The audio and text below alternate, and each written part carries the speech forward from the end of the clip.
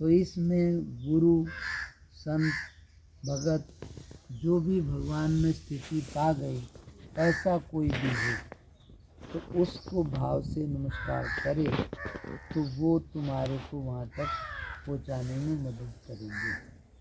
लेकिन तुम ये ना जाना चाहो तो वे भी कुछ नहीं करेंगे।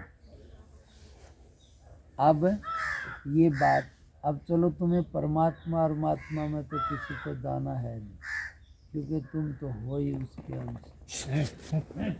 फिर भी क्या चाहिए उसके लिए बोलते हैं तुम्हें चाहिए दुनिया की चीज़ें, कुछ कुछ अड़चने हैं तुम्हारी, तो उसके लिए क्या करना है?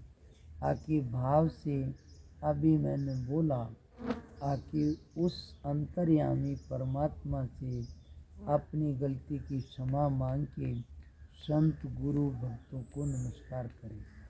इससे आगे का रास्ता खुलेगा, वे अनुकूल हो जाएंगे। इसके बाद में वासुदेव है वसुओं का देव, उस भगवान ओम नमो भगवते वासुदेवाय उसका नाम लो, इससे तुम्हारे वसु सीधे हो जाएंगे। उसके आगे है कल्याणकारी परमात्मा को नमस्कार, उससे तुम्हारा कल्याण का रास्ता खुलना शुरू हो जाएगा। और सबसे ऊपर है जय सच्चिदानंद।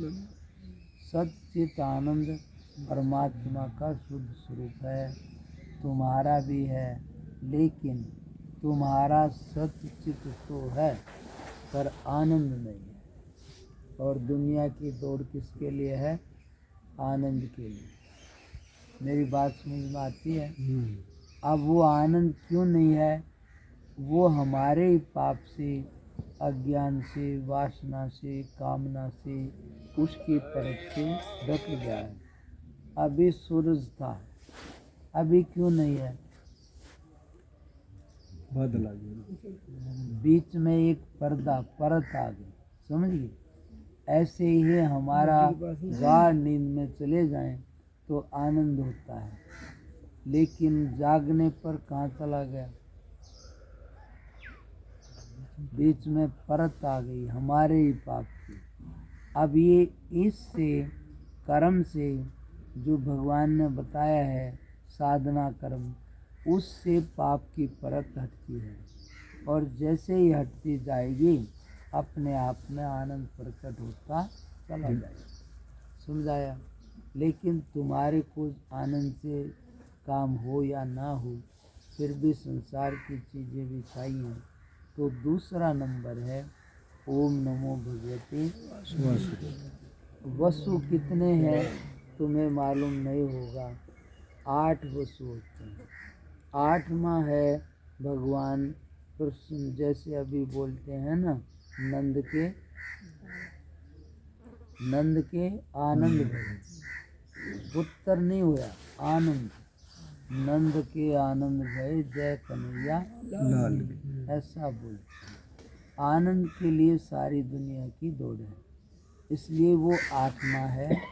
और स्वयं उन्होंने गीता में बोला है अहम आत्मा गुडाकेश, कि हे अर्जुन सबके अंदर आत्मा रूप से मैं हूँ। तो फिर दुखी क्यों है सब जब भगवान रहा? बोलो, तुम उसके अंश हो और वो आनंद वाला, तो तुम क्यों दुखी हो? होना चिंता में? बोलो।